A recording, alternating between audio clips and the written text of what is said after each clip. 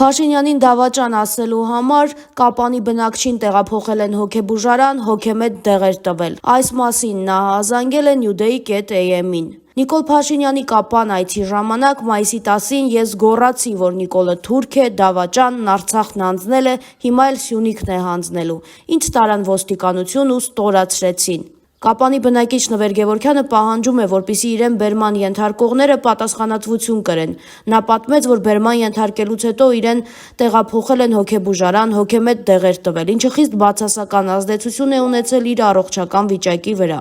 Մայիսի 10-ի ժամը 9-ի մոտիկացել են ոստիկանության տղաներին, ասեմ Նիկոլը եկել է, հիմա Ղարաբաղը ծախել է, հիմա Ղափան է ուզում ծախի,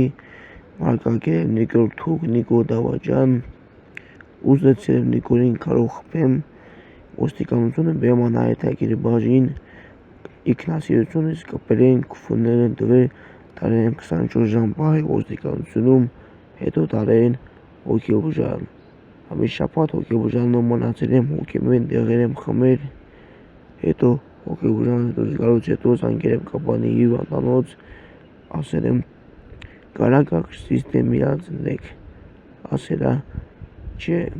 հետո Կապանի ոստիկանությունից զանգել են, հարյուր քուֆուներ են տվել ինձ։